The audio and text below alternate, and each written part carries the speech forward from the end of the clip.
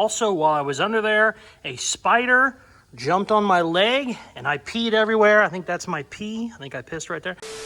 What's up? This is Casey from Caseyscustoms. In this video, we're going to start cutting up this 1965 International pickup truck. Okay, let's get going.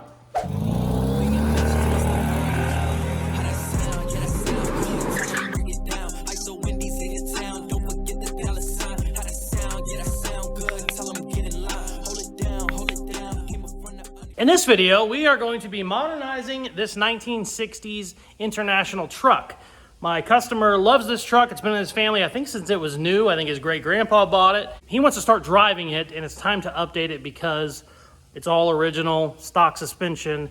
You know, it drives like a tractor. It's slow. The suspension is old. Now, these suspensions, you can get new parts for them as far as like new bushings and new stuff like that, but it's still old technology even when it's new, if that makes any sense.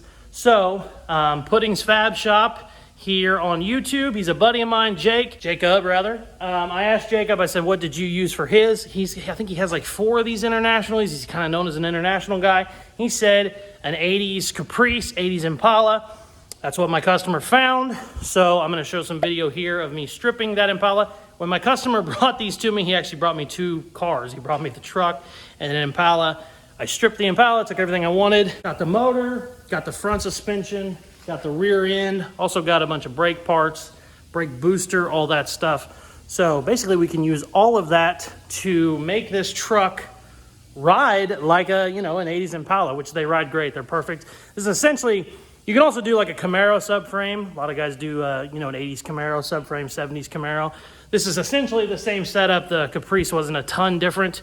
This one just didn't bolt in like a Camaro would, but I got Sawzalls, baby, so we cut it. I'm gonna add the footage I have. This has kind of been a jumbled up mess because I switched cameras and lost some footage, but I'll show you where I'm at until now. This is a 80s Impala Caprice. I don't remember what it is, but this is our donor car for the 66 International truck that I have to work on. What I've done with this is I've chopped the front end off. I've got the motor out. I've got the rear end out. Basically everything I need out of this car has been taken off. Brakes, everything.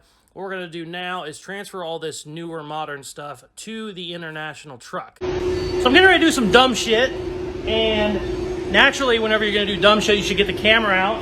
That way when something breaks, at least it's on camera and it's funny. So we're gonna drag this body out. I got everything stripped off that I don't need. Bring it outside and hopefully a scrapper will pick it up and I don't have to deal with it anymore. Also, when doing dumb things, make sure you bring a small child with you. Booyah, good job, big boy. All right, let's do this.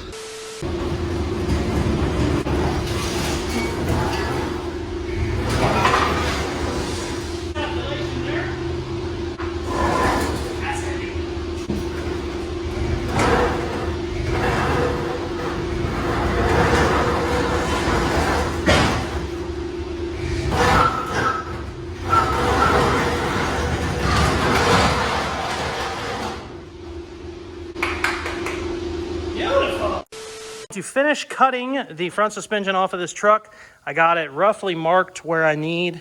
I believe my cut for this to match, I cut it right on the Impala where the frame bows out. On an Impala, Caprice, whatever the hell this was, I don't even remember. They go like this and they come way out here like that. Obviously, none of that would have worked with what we had.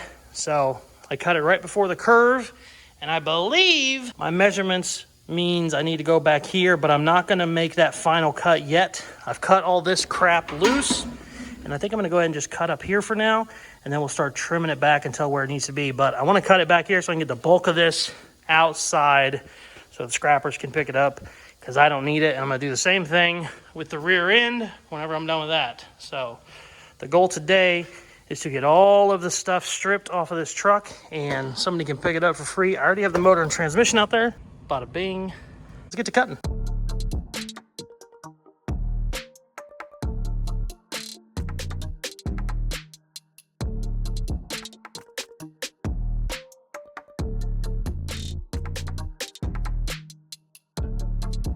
So this was a huge pain in the ass. Also, there is lots of stuff down in there. Lots of fun stuff down in there we need to probably clean out, probably. So I'm not an international guy. This is the first one I've worked on. I take that back. I think I might have tuned one up for a guy one time, but this is the first one I've cut up. And the amount of just thick plates are ridiculous. Like gussets and just like that's a 3/8 inch plate that like held a little pissy bushing. And like, look at this. This is just a shift linkage. You could make this out of sheet metal. It would be nothing. Look how thick that angled plate is. So it's just, they're built like a goddamn tractor, which makes sense because they build tractors, but everything just takes that much longer whenever you have to cut through bullshit, and it's just fun times. That actually looks bent now that I'm looking at that. I don't think that was from me. Maybe it was, I don't know. We got her out of there, and I am not gonna start fitting the front clip just yet.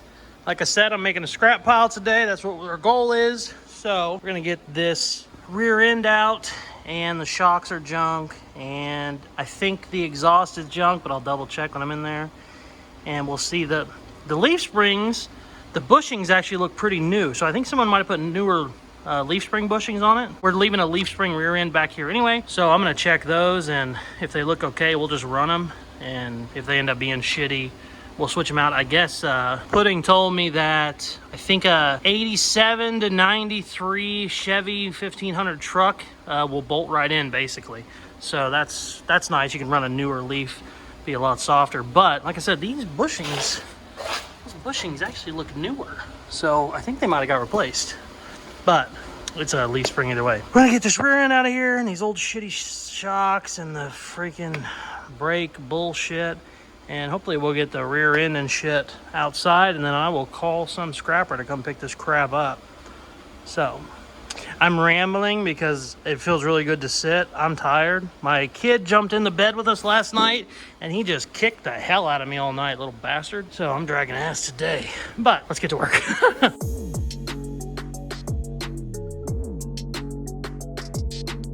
Okay, we got the International rear end out, we got the drive shaft out, all the bullshit. The bolts for the shocks at the very top are rusted solid. I can't really get my impact in there very well. Also, while I was under there, a spider jumped on my leg and I peed everywhere. I think that's my pee. I think I pissed right there. But I said, okay, screw that. So we're gonna just spray shit in there, and hopefully those leave by the next time I have to work on this, because it is Friday at 5 o'clock, so I'm about to clock out. But I am super happy. I got all that out. Got the front end cut completely off, and I went ahead and put the Impala rear end or front end up here. I'm still 6 inches off back here. So like I said before, I didn't want to cut it. I didn't want to try and cut it exactly on the line. I wanted to kind of inch forward a little bit. I think I got to take about 6 inches off. Also, the reason it's so high is just because I have the truck up super high. This truck is actually going to be staying stock height. We can go down a little bit, but we're not going, we're not going low rider or anything like that. We're not doing airbags.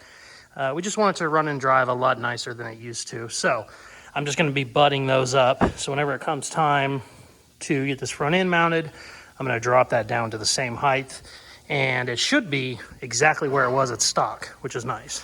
We are getting there. I'm super excited. It's coming together.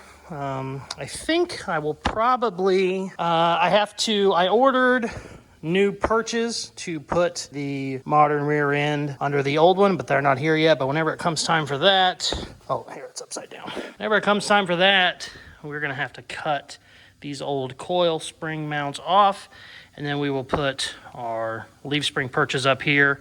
I'll have to get this all grinded and I'll weld them up there. But it's going on top, which is nice. If it was going on the bottom, I would have a lot more stuff to cut off. But since they're going up on top, they just go here.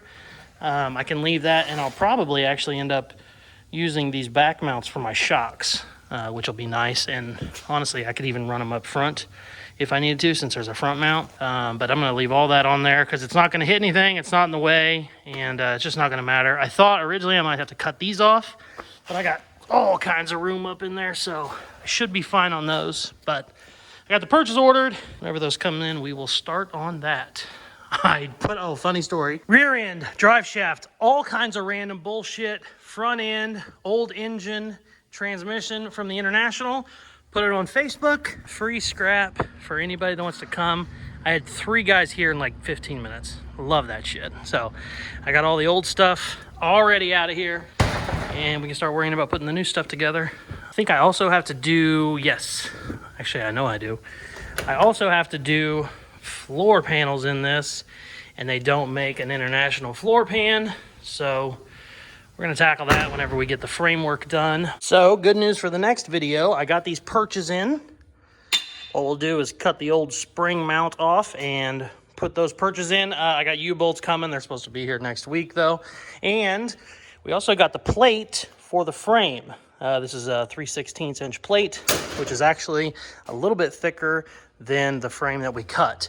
What we'll do is we'll end up basically making a box out of this and merge the two so they match up, so you don't just have, you know, a frame, a section of a frame. It'll all be blended in. So we're going to do all that on the next episode, though. Thank you guys very much for watching. I know this video was a little sporadic just because we changed cameras in the middle of it, so we kind of lost some stuff. But you got the gist of what we're doing. We're cutting this up and we're modifying it. We're putting new stuff in it so it will be a lot more modern and drive a lot better. On the next video, we're going to get the front subframe attached to the International. We'll also get the rear end mounted because we got our frame pieces and we also got our rear end perches. So, in the next video, it will be a roller. So please stay tuned for that. Please like, share, subscribe, all that good stuff they tell you to do at the end of videos, and check out some more of my other videos. Peace.